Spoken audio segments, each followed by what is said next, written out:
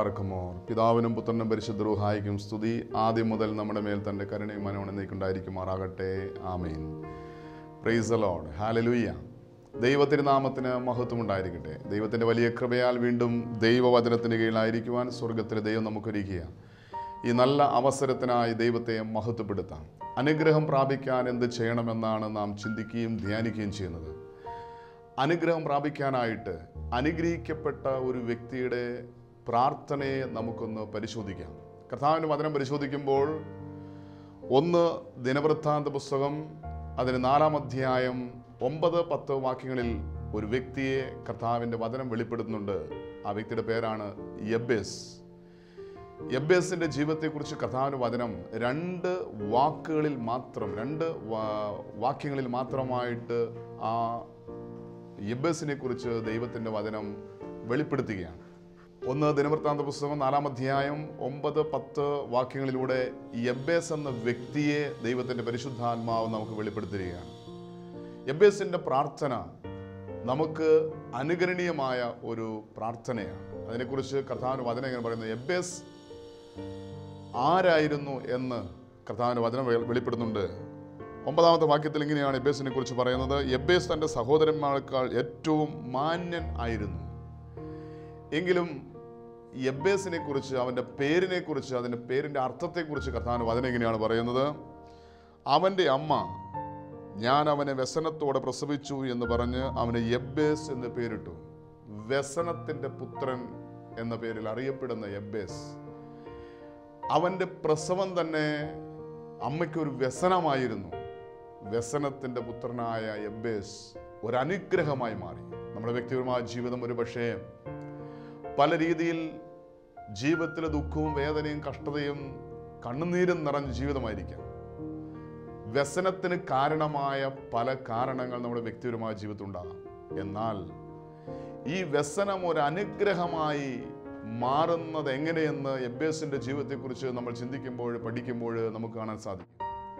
ഇവിടെ യബ്ബേസിനെ കുറിച്ച് കർത്താവിന് വചനം പറയുന്നത് അവൻ വ്യസനത്തിൻ്റെ പുത്രനായിരുന്നു. കാരണം അമ്മ അവനെ വ്യസനത്തോടെ പ്രസവിച്ചതുകൊണ്ട് അവന് യബ്ബേസ് എന്ന് പേരിട്ടു.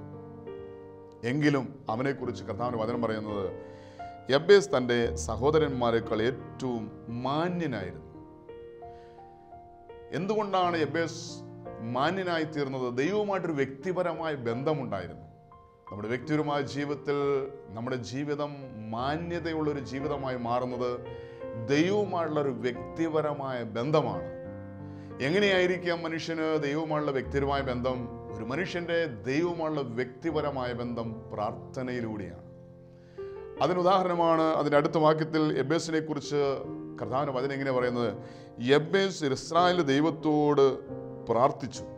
എങ്ങനെയാണ് പ്രാർത്ഥിച്ചത്? കർത്താവിൻ്റെ വചനം പറയുന്നു: നീ എന്നെ നിശ്ചയമായി അനുഗ്രഹിച്ച് എൻ്റെ അതിർ വിസ്താരമാക്കുകയും നിന്റെ കൈ എന്നോടുകൂടെ ഇരുന്ന് അനർത്ഥം എനിക്ക് വ്യസനകാരണമായി തീരാത്തവണ്ണം എന്നെ കാക്കുകയും ചെയ്താൽ കൊള്ളാമായിരുന്നു എന്ന് അവൻ അപേക്ഷിച്ചു. അവൻ അപേക്ഷിച്ചതിന് ദൈവം അവന് നൽകി. വ്യസനത്തിൻ്റെ പുത്രനായ, വ്യസന കാരണമായി തീർന്ന യബ്ബേസ് ഒരു അനുഗ്രഹമായി തീരാൻ കാരണം അവൻ്റെ പ്രാർത്ഥനയായിരുന്നു. നമ്മുടെ ജീവിതത്തിൽ ഒരു തരത്തിൽ മറ്റു തരത്തിൽ വ്യസന കാരണമായ വേദനയും കണ്ണുനീരും ദുഃഖവും നിരാശയും നടന്ന ജീവിതം ഒരു അനുഗ്രഹമായി തീരുവാൻ ദൈവവുമായുള്ളൊരു വ്യക്തിപരമായ ബന്ധം പ്രാർത്ഥനയിലൂടെ നാം നേടിയെടുക്കുന്നുവെങ്കിൽ അതൊരു അനുഗ്രഹത്തിന് കാരണമായി തീരും. യബ്ബേസ് ഒരു അനുഗ്രഹമായി തീർന്നു. വ്യസനത്തിൻ്റെ പുത്രൻ ഒരു അനുഗ്രഹമായി മാറുന്നു. അതിന് ഇവിടെ ദൈവത്തിൻ്റെ വചനം പറയുന്ന ചില കാരണങ്ങളുണ്ട്. യബ്ബേസ് ഒരു അനുഗ്രഹമായി തീരാൻ കാരണം, 1, അവന് ദൈവവുമായിട്ടൊരു വ്യക്തിപരമായ ബന്ധമുണ്ടായിരുന്നു. അവൻ ദൈവത്തോട് പ്രാർത്ഥിക്കുന്ന വ്യക്തിയായിരുന്നു. അവൻ്റെ വ്യസനങ്ങളിൽ പോലും, അവൻ്റെ ജീവിതത്തിലെ വേദനകളിൽ പോലും അവൻ ദൈവത്തോട് പ്രാർത്ഥിക്കുന്ന, ദൈവവുമായിട്ടൊരു വ്യക്തിപരമായ ബന്ധം ഉണ്ടാക്കിയെടുക്കുന്ന ഒരു വ്യക്തിയായിരുന്നു. നമ്മുടെ ജീവിതം ദൈവവുമായുള്ള വ്യക്തിപരമായ ബന്ധം എങ്ങനെയാണ് എന്ന് നമ്മളൊന്ന് പരിശോധിക്കണം. ദൈവവുമായുള്ള വ്യക്തിപരമായ ബന്ധം എങ്ങനെയാണ്? പ്രാർത്ഥനയിലൂടെ ദൈവവുമായിട്ടൊരു വ്യക്തിപരമായ ബന്ധം സ്ഥാപിക്കാൻ നമുക്ക് സാധിച്ചിട്ടുണ്ടോ? ഇല്ലെങ്കിൽ ഇന്നു മുതൽ ഒരു തീരുമാനമെടുക്കണം. എൻ്റെ ദൈവവുമായിട്ടൊരു വ്യക്തിപരമായൊരു ബന്ധം ഉണ്ടാക്കിയെടുക്കും. നമ്മുടെ ജീവിതം മാന്യതയുള്ളൊരു ജീവിതമായി മാറാൻ നാം ദൈവവുമായുള്ളൊരു വ്യക്തിപരമായ ബന്ധം ഉണ്ടാക്കിയെടുക്കണം. ഇവിടെ പ്രാർത്ഥിക്കുന്ന യബ്ബേസിൻ്റെ ജീവിതം ഒരു അനുഗ്രഹമായി തീരാൻ കാരണം, ദൈവം അവൻ്റെ പ്രാർത്ഥനയെ അനുഗ്രഹമാക്കി മാറ്റാൻ കാരണം, അവൻ പറയുന്ന പ്രാർത്ഥനയിൽ ചില കാര്യങ്ങൾ നമുക്ക് ശ്രദ്ധിക്കാം. 4 ഭാഗങ്ങളായിട്ട് ഈ പ്രാർത്ഥനയെ നമുക്ക് വിഭജിച്ചാൽ ഈ 4 തലത്തിൽ യബ്ബേസ് അനുഗ്രഹിക്കപ്പെട്ടു. ഒന്നാമത്, യബ്ബേസ് അനുഗ്രഹിക്കപ്പെടാൻ കാരണം അവൻ ദൈവത്തിൽ നിന്ന് അനുഗ്രഹം ചോദിച്ചു വാങ്ങി. നമ്മുടെ വ്യക്തിപരമായ ജീവിതത്തിൽ ദൈവത്തിൽ നിന്ന് അനുഗ്രഹം ചോദിക്കുമ്പോഴാണ് ദൈവം നമ്മെ അനുഗ്രഹിക്കുന്നത്. ഇവിടെ യബ്ബേസ് ഒന്നാമത് ചോദിച്ചത്, കർത്താവേ, നീ എന്നെ നിശ്ചയമായി അനുഗ്രഹിക്കണം, നീ എന്നെ നിശ്ചയമായി അനുഗ്രഹിക്കണം. അനുഗ്രഹം ലഭിക്കുന്നത് ദൈവത്തിൽ നിന്നാണ്. ഈ ഒരു സത്യം നമ്മൾ തിരിച്ചറിയണം. ഇന്ന് മനുഷ്യൻ്റെ പിന്നാലെ, ലോകത്തിൻ്റെ മോഹങ്ങളുടെ പിന്നാലെ, അനുഗ്രഹത്തിന് വേണ്ടി പിന്നാലെ പോകുമ്പോൾ യഥാർത്ഥമായ ശാശ്വതമായ അനുഗ്രഹം ദൈവത്തിൽ നിന്നാണെന്നുള്ള കാര്യം സത്യമായും തിരിച്ചറിയണം. ഈ സത്യം തിരിച്ചറിയാതെ ഇന്ന് പല വഴികളിലൂടെ തിരിഞ്ഞ് മനുഷ്യൻ അവസാനം നിരാശയുടെ, വേദനയുടെ മധ്യത്തിലാണ്. എല്ലാ വാതിലും അടഞ്ഞു കഴിയുമ്പോൾ, എല്ലാ പിടിവള്ളിയും വിട്ടു കഴിയുമ്പോൾ, ഇനി ആർക്കും ഒന്നും ചെയ്യാൻ സാധ്യമല്ലെന്ന് ലോകം വിധി എഴുതുമ്പോൾ മാത്രമായി ദൈവത്തെ അന്വേഷിക്കുന്ന, ദൈവത്തിൻ്റെ അനുഗ്രഹത്തെ ചോദിക്കുന്ന, ദൈവത്തോട് പ്രാർത്ഥിക്കുന്ന അനേകം വ്യക്തികൾ നമുക്ക് കാണാൻ സാധിക്കും. എല്ലാ വാതിലും അടഞ്ഞു കഴിയുമ്പോൾ, എല്ലാ പിടിവള്ളിയും വിട്ടു കഴിയുമ്പോൾ, ഇനി ആർക്കും ഒന്നും ചെയ്യാൻ സാധ്യമല്ലെന്ന് ലോകം വിധി എഴുതുമ്പോൾ മാത്രമായി ദൈവത്തെ അന്വേഷിക്കുന്ന ചില വ്യക്തികൾ നമുക്ക് കാണാൻ സാധിക്കും. എന്നാൽ യബ്ബേസിനറിയാം, എൻ്റെ ദൈവം അനുഗ്രഹിക്കുന്ന ദൈവമാണ്. അവൻ അനുഗ്രഹത്തിൻ്റെ ഉറവിടമാണ്, അവൻ അനുഗ്രഹത്തിൻ്റെ അധിപതിയാണ്. കർത്താവിന്റെ വചനം പരിശോധിക്കുമ്പോൾ എഫെസ്യ ലേഖനം 1-ാം അധ്യായം 3-ാം വാക്യത്തിൽ പരിശുദ്ധനായ പൗലോസിന്റെ പരിശുദ്ധാത്മാവ് എഴുതിയിരിക്കുന്നുണ്ട്, സ്വർഗത്തിലെ സകല ആത്മീയ അനുഗ്രഹത്താലും നമ്മെ ക്രിസ്തുവിൽ അനുഗ്രഹിക്കുന്ന നമ്മുടെ കർത്താവായ യേശു ക്രിസ്തുവിൻ്റെ ദൈവവും പിതാവുമായവൻ വാഴ്ത്തപ്പെട്ടവൻ. പരിശുദ്ധനായ പൗലോസിലേക്ക് അറിയാം, ഞാൻ ആരാധിക്കുന്ന, ഞാൻ പ്രാർത്ഥിക്കുന്ന പരിശുദ്ധനായ ദൈവം അവൻ അനുഗ്രഹിക്കുന്നവനാണ്. യേശു ക്രിസ്തു മുഖാന്തരം അനുഗ്രഹിക്കുന്നവനാണ്. ഈ ഒരു ബോധ്യം നമുക്ക് ലഭിച്ചിട്ടുണ്ടോ? ഇന്ന് കർത്താവായ യേശു ക്രിസ്തു മുഖാന്തരം സകല ആത്മീക അനുഗ്രഹങ്ങൾ, ഭൗതികമായ സകല അനുഗ്രഹങ്ങളും അവൻ നമുക്ക് നൽകാൻ മതിയായ ദൈവമാണെന്ന് വിശ്വസിക്കുവാനും അതനുസരിച്ച് ദൈവത്തിൽ ആശ്രയിക്കുവാനും നമുക്ക് സാധിച്ചിട്ടുണ്ടോ? സ്വർഗത്തിലെ സകല ആത്മീയ അനുഗ്രഹങ്ങളാലും നമ്മെ ക്രിസ്തുവിൽ അനുഗ്രഹിച്ചിരിക്കുന്ന നമ്മുടെ കർത്താവായ യേശു ക്രിസ്തുവിൻ്റെ ദൈവവും പിതാവുമായവൻ വാഴ്ത്തപ്പെട്ടവനെന്ന് നമുക്ക് ദൈവത്തെ ആരാധിക്കാൻ നമുക്ക് സാധിച്ചിട്ടുണ്ട്. ഇത് ആരാധിക്കണമെങ്കിൽ, ഏറ്റുപറയണമെങ്കിൽ യേശുക്രിസ്തു മുഖാന്തരം നമ്മെ അനുഗ്രഹിക്കുന്ന ദൈവത്തിൻ്റെ സാന്നിധ്യവും ശക്തിയും നമ്മൾ തിരിച്ചറിയണം. ദൈവം അനുഗ്രഹത്തിൻ്റെ ഉറവിടമാണ്, ദൈവം അനുഗ്രഹിക്കുന്നവനാണ്. ഇത് നാം തിരിച്ചറിയണം. അനുഗ്രഹം വാഗ്ദത്തം ചെയ്തിരിക്കുന്ന സ്വർഗത്തിലെ ദൈവത്തിൻ്റെ അനുഗ്രഹങ്ങൾ, സ്വർഗീയ അനുഗ്രഹങ്ങൾ നമുക്ക് ലഭിക്കുവാൻ നാം ഇത് വിശ്വസിക്കണം. എൻ്റെ ദൈവം എന്നെ അനുഗ്രഹിക്കുന്ന ദൈവമാണ്, എൻ്റെ സകലത്തിനും, എൻ്റെ സകല ആവശ്യത്തിൻ്റെ മേലും അനുഗ്രഹങ്ങളെ ചൊരിയുന്ന ദൈവമാണ് എൻ്റെ സ്വർഗത്തിലെ ദൈവം. ഇത് വിശ്വസിക്കുന്ന ഒരു വ്യക്തിക്കാണ് ദൈവകരങ്ങളിൽ നിന്ന് അനുഗ്രഹം പ്രാപിക്കാൻ സാധിക്കുകയുള്ളൂ. കർത്താവിന്റെ വചനം പരിശോധിക്കുമ്പോൾ പലപ്പോഴും യേശുക്രിസ്തു മുഖാന്തരം പിതാവായ ദൈവം നൽകിയിരിക്കുന്ന ഒത്തിരി അനുഗ്രഹങ്ങൾ വിശുദ്ധ ഗ്രന്ഥത്തിൽ നമുക്ക് കാണാൻ സാധിക്കും. അതിൽ ഒന്നാമതായി ദൈവം നൽകുന്ന വലിയൊരു അനുഗ്രഹമാണ് ആശ്വാസം. ഇന്ന് മനുഷ്യനില്ലാത്തതും അത് തന്നെയാണ്.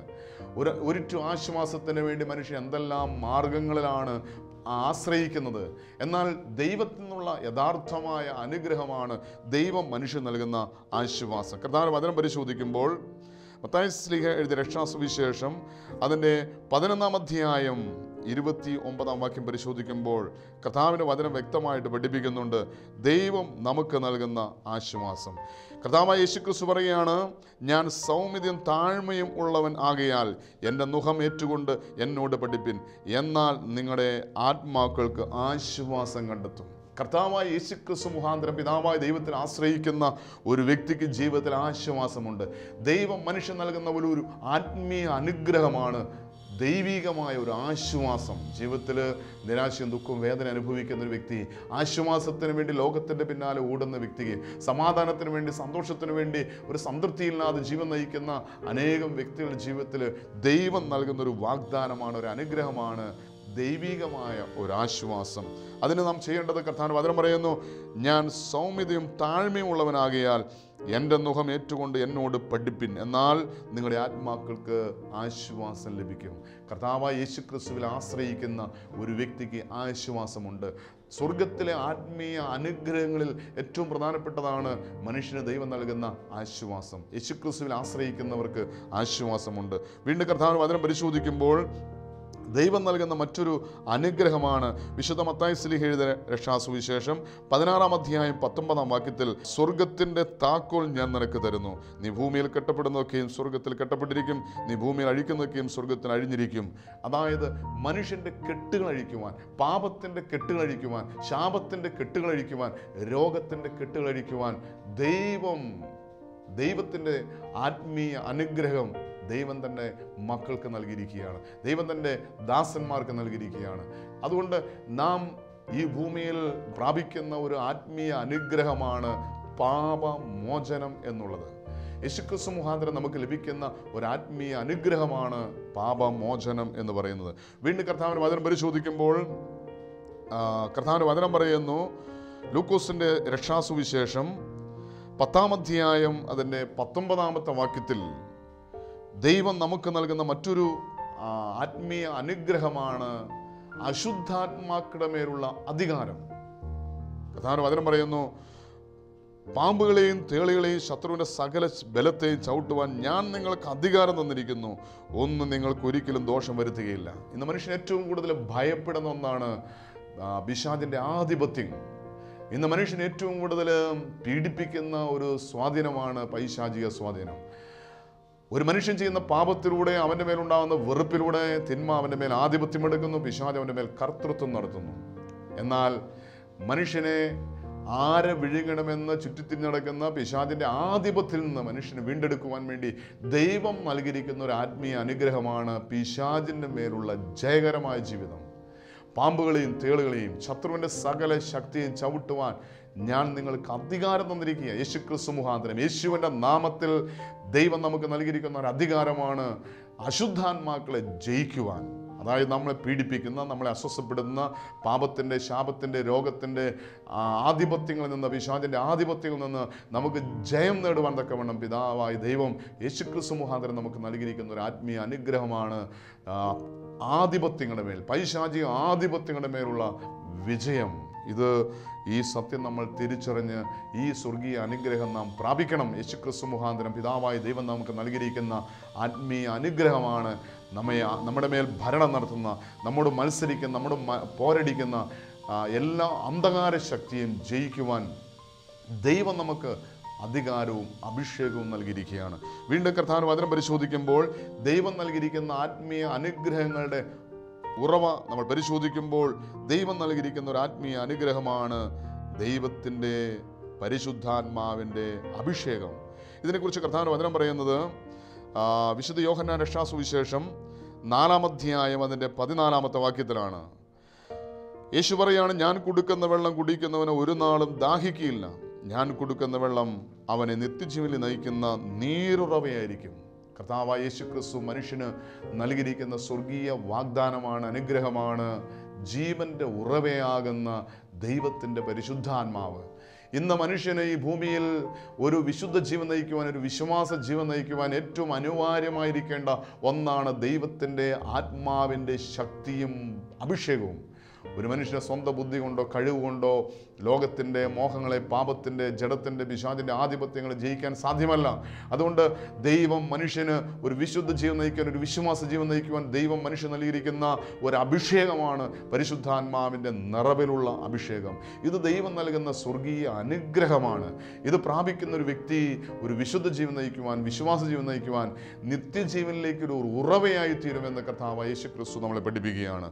വീണ്ടും കർത്താവിന്റെ വചനം പരിശോധിക്കുമ്പോൾ യേശുക്രിസ്തു മുഖാന്തരം പിതാവായ ദൈവം നൽകുന്ന ആത്മീയ അനുഗ്രഹമാണ്, സ്വർഗീയ അനുഗ്രഹമാണ് ജീവന്റെ മന്നയാകുന്ന കർത്താവായ യേശുക്രിസ്തുവിൻ്റെ സാന്നിധ്യം. കർത്താവിൻ്റെ വചനം വ്യക്തമായിട്ട് പഠിപ്പിക്കുന്നുണ്ട്. വിശുദ്ധ യോഹന്നാൻ രക്ഷാസുവിശേഷം 6-ാം അധ്യായം അതിൻ്റെ 51-ാം വാക്യത്തിൽ കർത്താവായ യേശുക്രിസ്തു പറയാണ്, സ്വർഗ്ഗം നിറങ്ങി വന്ന ജീവനുള്ള അപ്പം ഞാനാകുന്നു. ഈ അപ്പം തിന്നുന്നവൻ എല്ലാം എന്നേക്കും ജീവിക്കും. ഞാൻ കൊടുപ്പാനിരിക്കുന്ന അപ്പമോ ലോകത്തിൻ്റെ ജീവന് വേണ്ടി ഞാൻ കൊടുക്കുന്ന എൻ്റെ മാംസമാകുന്നു. അതായത് കർത്താവായ യേശുക്രിസ്തുവിനെ നമുക്ക് തന്നെ അവൻ ബലിയായി നമുക്ക് വേണ്ടി സമർപ്പിക്കുന്ന നിമിഷങ്ങളാണ് യേശുവിൻ്റെ തിരുശരീര രക്തങ്ങൾ തിന്നുകയും കുടിക്കുകയും ചെയ്യുന്ന നിമിഷം.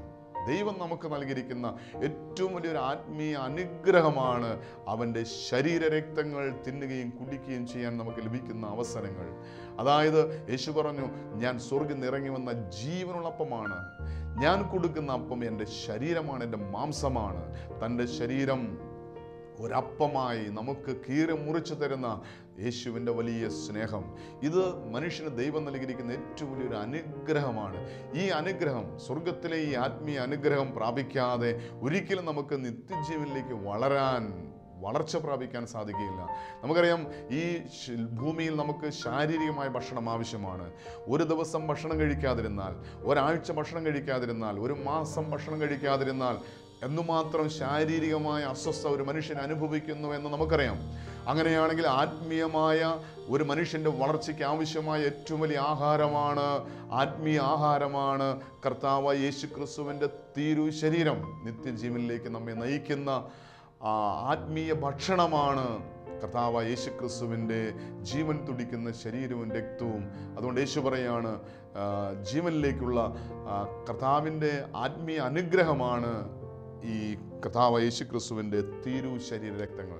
ദൈവത്തിൻ്റെ ആത്മീയ അനുഗ്രഹം പ്രാപിക്കാൻ ദൈവം നമുക്ക് നൽകിയിരിക്കുന്ന ഒരു ആത്മീയ അനുഗ്രഹമാണ് നിത്യജീവൻ. ഈ ഭൂമിയിൽ ജീവിക്കുന്ന എല്ലാവരും നിത്യജീവൻ പ്രാപിക്കണമെന്ന് ദൈവം ആഗ്രഹിക്കുന്നു. കർത്താവിന്റെ വചനം പരിശോധിക്കുമ്പോൾ വിശുദ്ധ യോഹന്നാൻ രക്ഷാസുവിശേഷം 10-ാം അധ്യായം 28-ാം വാക്യത്തിൽ കർത്താവിന്റെ വചനം പറയുന്നു, ഞാൻ അവയ്ക്ക് നിത്യജീവൻ കൊടുക്കുന്നു, അവ ഒരു നാളും നശിച്ചു പോവുകയില്ല, ആരും അവയെ എൻ്റെ കയ്യിൽ നിന്ന് പിടിച്ചു പറിക്കുകയുമില്ല. കർത്താവായ യേശുക്രിസ്തു മുഖാന്തരം നിത്യജീവൻ പ്രാപിക്കാൻ പിതാവായ ദൈവം നമുക്ക് ആത്മീയ അനുഗ്രഹമാകുന്ന നിത്യജീവൻ നൽകിയിരിക്കുകയാണ്. ഇന്ന് ഒരു മനുഷ്യൻ്റെ ഈ ലോക ജീവിതം എന്തിനു വേണ്ടി എന്ന് ചോദിച്ചാൽ, ഈ ലോകത്തിൽ തീർന്നു പോകാനുള്ളതല്ല, നിത്യജീവനിലേക്കുള്ള യാത്രയാണ്.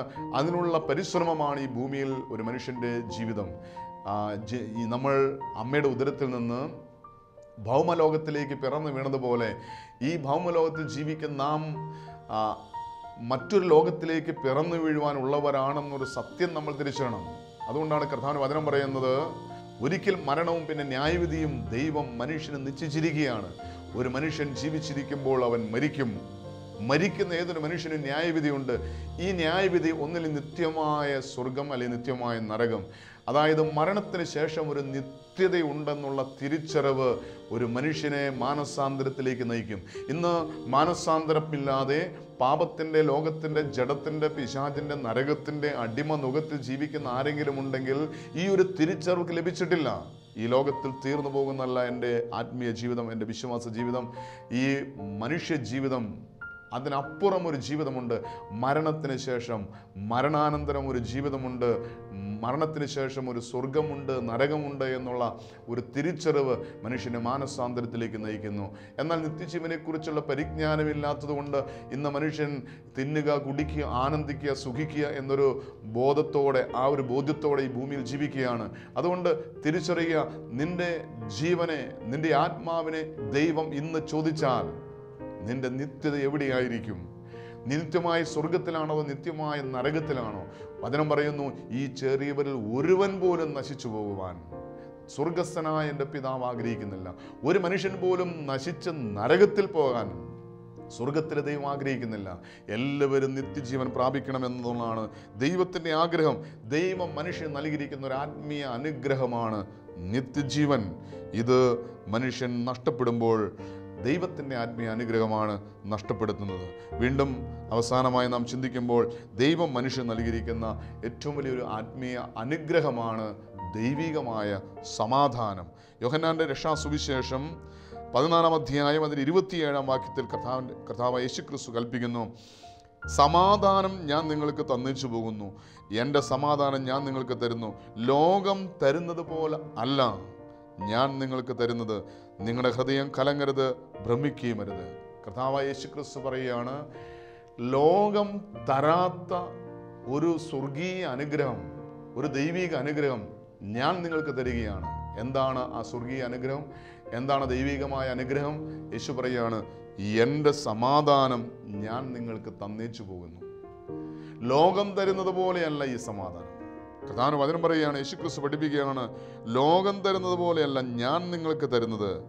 നിങ്ങളുടെ ഹൃദയം കലങ്ങരുത്, ഭ്രമിക്കുകയും അരുത്. എൻ്റെ സമാധാനം ഞാൻ നിങ്ങൾക്ക് തരുന്നു. കർത്താവായ യേശുക്രിസ്തു തൻ്റെ സമാധാനം നമുക്ക് തന്നേച്ചു പോവുകയാണ്. ഇന്ന് ലോകത്തിൽ സമാധാനമില്ലാതെ, സംതൃപ്തിയില്ലാതെ, സന്തോഷമില്ലാതെ ഈ ജീവിതം ഒരു നരകതുല്യമായി കാണുകയും ചെയ്യുന്ന അനേകം വ്യക്തികൾ ഈ സത്യം തിരിച്ചറിയണം. ദൈവം എനിക്ക് നൽകുന്ന ഒരു ആത്മീയ അനുഗ്രഹമാണ് ദൈവികമായ സമാധാനം, യേശുക്രിസ്തു നൽകുന്ന സമാധാനം. ലോകം തരുന്ന ഒത്തിരി സമാധാനമുണ്ട്. മനുഷ്യൻ പാപം ചെയ്യുമ്പോൾ പാപത്തിലൂടെ ചില സമാധാനം, ചില സുഖങ്ങൾ, ചില നൈമിഷികമായ ചില സന്തോഷങ്ങൾ ലഭിക്കും. എന്നാൽ അത് ഈ ലോകത്തിൽ തീർന്നു പോകുന്നതാണ്. മാത്രമല്ല നമ്മെ നിത്യനാശത്തിലേക്ക് നയിക്കുന്നതാണ്. എന്നാൽ ലോകം തരുന്ന സമാധാനമല്ല യേശുക്രിസ്തു നമുക്ക് നൽകുന്നത്. നമ്മുടെ ജീവിതത്തിൽ എന്നെന്നും നിലനിൽക്കുന്ന, നിത്യത വരെ നിലനിൽക്കുന്ന സ്വർഗീയമായ സമാധാനം, യേശുക്രിസ്തു നൽകുന്ന നിത്യമായ സമാധാനം, ഇത് ദൈവം നൽകുന്ന ഏറ്റവും വലിയ കൃപയാണ്. ദൈവം നൽകുന്ന സ്വർഗീയ അനുഗ്രഹമാണ്. ഈ അനുഗ്രഹം പ്രാപിക്കാതെ ലോകത്തിൻ്റെ മോഹങ്ങൾക്ക് അടിമപ്പെട്ട്, ജഡത്തിൻ്റെ ആഗ്രഹങ്ങൾക്ക് അടിമപ്പെട്ട് നാം ജീവിക്കുമ്പോൾ ഈ നിമിഷം യബ്ബേസിനെ പോലെ വ്യക്തിപരമായി ദൈവത്തിൻ്റെ അനുഗ്രഹത്തിന് വേണ്ടി നാം ദാഹിക്കണം. ദൈവമേ, നീ എന്നെ അനുഗ്രഹിച്ചിട്ടല്ലാതെ, നീ എന്നെ നിശ്ചയമായും അനുഗ്രഹിക്കണമേ എന്ന് പ്രാർത്ഥിക്കുവാൻ നമുക്ക് സാധിക്കുന്നുവെങ്കിൽ തീർച്ചയായിട്ടും യബ്ബേസിൻ്റെ പ്രാർത്ഥന പോലെ നമ്മുടെ പ്രാർത്ഥന സ്വർഗത്തിലേക്ക് ഉയരുന്നുവെങ്കിൽ ആ പ്രാർത്ഥനയ്ക്ക് സ്വർഗത്തിൽ നിന്ന് ഉത്തരം ലഭിക്കും. യബ്ബേസ് പ്രാർത്ഥിച്ചു, ദൈവം അതവന് നൽകി. അവൻ നിശ്ചയമായും അനുഗ്രഹിക്കപ്പെടുവാൻ വേണ്ടി ദൈവത്തോട് ആഗ്രഹിച്ചു പ്രാർത്ഥിച്ചു. അവൻ അനുഗ്രഹിക്കപ്പെട്ടു. ഇന്ന് നമുക്കൊരു തീരുമാനമെടുക്കാം. എന്നെ അനുഗ്രഹിക്കാൻ കഴിവുള്ളവനായ സർവശക്തനായ ദൈവത്തോടാണ് ഞാൻ പ്രാർത്ഥിക്കുന്നത്. അനുഗ്രഹത്തിൻ്റെ ഉറവിടമായ, അനുഗ്രഹത്തിൻ്റെ അധിപതിയായ, അനുഗ്രഹം തന്നെയായ കർത്താവായ യേശുക്രിസ്തു മുഖാന്തരം പിതാവായ ദൈവം എൻ്റെ മേൽ ചൊരിയാൻ പോകുന്ന സകല വാഗ്ദത്തങ്ങൾ, അനുഗ്രഹങ്ങൾ വിശ്വാസത്തിൻ്റെ കണ്ടുകൊണ്ടാണ് ഞാൻ ദൈവത്തോട് പ്രാർത്ഥിക്കുന്നത്. ഇങ്ങനെ പ്രാർത്ഥിക്കുമ്പോൾ ആ പ്രാർത്ഥനയ്ക്ക് ദൈവം വേഗത്തിൽ ഉത്തരം നൽകും. നമുക്ക് ആഗ്രഹിച്ച് പ്രാർത്ഥിക്കാം. യബ്ബേസ് ഒരു അനുഗ്രഹമായി മാറി. കാരണം അവൻ അനുഗ്രഹത്തിന് വേണ്ടി പ്രാർത്ഥിച്ചു. നമുക്കും പ്രാർത്ഥിക്കാം. കർത്താവേ, ഇന്ന് നിശ്ചയമായും നീ എന്നെ അനുഗ്രഹിക്കണമേ. സ്വർഗത്തിലെ സകല വാഗ്ദാനങ്ങളാൽ, സ്വർഗത്തിലെ സകല ആത്മീയ അനുഗ്രഹങ്ങളാലും എന്നെ അനുഗ്രഹിക്കണമേ. യേശുക്രിസ്തു മുഖാന്തരം സകല വാഗ്ദത്തങ്ങളും സകല അനുഗ്രഹങ്ങളാലും എന്നെ അനുഗ്രഹിക്കണമേ എന്ന് പ്രാർത്ഥിച്ചുകൊണ്ട് നമുക്ക് കണ്ണടച്ച് പ്രാർത്ഥിക്കാം. ഞങ്ങൾ അത്യധികമായി സ്നേഹിക്കുന്ന ഞങ്ങളുടെ സ്വർഗീയ പിതാവ് നല്ല ദൈവമേ, ഈ അനുഗ്രഹിക്കപ്പെട്ട നിമിഷങ്ങൾക്കായി ഞങ്ങൾ നിന്നെ സ്തുതിക്കുന്നു, സ്തോത്രം ചെയ്യുന്നു. കർത്താവേ, വ്യസനത്തിൻ്റെ പുത്രനായി യബ്ബേസ് പ്രാർത്ഥിച്ചു. കർത്താവേ, നീ എന്നെ നിശ്ചയമായും അനുഗ്രഹിക്കുമാറാകണമേ എന്ന് അവൻ പ്രാർത്ഥിച്ചപ്പോൾ അവൻ്റെ പ്രാർത്ഥനയ്ക്ക് ഉത്തരം കിട്ടി. അനുഗ്രഹത്തിൻ്റെ ഉറവിടമായ, അനുഗ്രഹത്തിൻ്റെ അധിപതിയായ, അനുഗ്രഹം തന്നെയായ കർത്താവായ യേശുക്രിസ്തുവേ, ഈ നിമിഷം ഞങ്ങൾ നിന്നോട് പ്രാർത്ഥിക്കുകയാണ്. ഞങ്ങളുടെ സകല ആഗ്രഹങ്ങളും നിയോഗങ്ങളും പ്രാർത്ഥനാ വിഷയങ്ങളും നിന്റെ തിരുമുറിവിലേക്ക് സമർപ്പിച്ചുകൊണ്ട് ഞങ്ങൾ പ്രാർത്ഥിക്കുകയാണ്. കർത്താവേ, നീ ഞങ്ങളെ അനുഗ്രഹിക്കാൻ മതിയായ ദൈവമാണ്. കർത്താവേ, ഞങ്ങൾക്ക് ആവശ്യമായിരിക്കുന്ന ആശ്വാസം നൽകി, ഞങ്ങൾക്ക് ആവശ്യമായിരിക്കുന്ന ജീവജലം നൽകി, ഞങ്ങൾക്ക് ആവശ്യമായിരിക്കുന്ന നിത്യജീവൻ നൽകി, ഞങ്ങൾക്ക് ആവശ്യമായിരിക്കുന്ന സ്വർഗീയ വാഗ്ദാനങ്ങൾ നൽകി, ഞങ്ങൾക്ക് ആവശ്യമായിരിക്കുന്ന ദൈവിക സമാധാനം നൽകി. നീ ഞങ്ങളെ അനുഗ്രഹിക്കുന്ന ദൈവമാകയാൽ കർത്താവേ, ഞങ്ങൾ നിന്നെ സ്തുതിക്കുന്നു, ആരാധിക്കുന്നു, നന്ദി പറയുന്നു. നിന്റെ സകല വാഗ്ദത്തങ്ങൾ, അനുഗ്രഹങ്ങൾ യേശുക്രിസ്തു മുഖാന്തരം പിതാവേ ഞങ്ങൾക്ക് ഈ നിമിഷം ഞങ്ങളുടെ മേൽ ചൊരിയുന്നതിന് കൃപയ്ക്കായി നന്ദി പറയുന്നു. കർത്താവേ, ജീവിതത്തിൽ വേദനയും ദുഃഖവും നിരാശയും അനുഭവിക്കുന്ന ആരെങ്കിലും ഈ സ്വരം കേൾക്കുന്നുണ്ടെങ്കിൽ പിതാവേ, അടുത്ത പുത്രനായ യേശുക്രിസ്തു മുഖാന്തരം അവിടുത്തെ സ്വർഗീയ വാഗ്ദാനങ്ങളാൽ, സ്വർഗീയ ആത്മീക അനുഗ്രഹങ്ങളാൽ അവരെ നിറയ്ക്കുമാറാണെന്ന് പ്രാർത്ഥിക്കുന്നു. രോഗികളായിരിക്കുന്നവർക്ക് യേശുവിൻ്റെ നാമത്തിൽ സൗഖ്യം നൽകുമാറാണെന്ന് പ്രാർത്ഥിക്കുന്നു. വേദനിക്കുന്നവർക്ക് ആശ്വാസം നൽകണമെന്ന് പ്രാർത്ഥിക്കുന്നു. സമാധാനമില്ലാത്തവർക്ക് ദൈവികമായി സമാധാനം നൽകി അനുഗ്രഹിക്കുമാറാണെന്ന് പ്രാർത്ഥിക്കുന്നു. പരിശുദ്ധ അമ്മേ, ദൈവമാതാവേ, ഞങ്ങൾക്ക് വേണ്ടി പ്രാർത്ഥിക്കണമേ. എബ്ബേസ് പ്രാർത്ഥിച്ചപ്പോൾ അനുഗ്രഹിക്കപ്പെട്ടതുപോലെ ഈ നിമിഷം ഈ ബലഹീന ദാസനോടുകൂടി പ്രാർത്ഥിക്കുന്ന എല്ലാവരും യേശുക്രിസ്തു മുഖാന്തരം അനുഗ്രഹം പ്രാപിക്കുവാൻ പരിശുദ്ധ അമ്മേ, ദൈവമാതാവേ, അവിടുന്ന് പ്രാർത്ഥിക്കണമേ. സകല ശുദ്ധിമാന്മാരെ ശുദ്ധിമതികൾ പ്രാർത്ഥിക്കണമേ. പിതാവേ, പ്രാർത്ഥനയ്ക്കായി സ്തോത്രം, അനുഗ്രഹിച്ചനായി സ്തോത്രം, മഹത്വം എടുത്തിരിക്കാൻ സ്തോത്രം. എല്ലാം ഞങ്ങൾക്ക് വേണ്ടി ക്രൂശിൽ മരിച്ച് മരണത്തെ ജയിച്ച് ഉയർത്തെഴുന്നേറ്റ് ഇന്നും ജീവിക്കുന്ന ഞങ്ങളുടെ കർത്താവ്, ഞങ്ങളുടെ ദൈവമായ യേശുവിൻ്റെ അതിപരിശുദ്ധമായ നാമത്തിൽ തന്നെ ആമേൻ.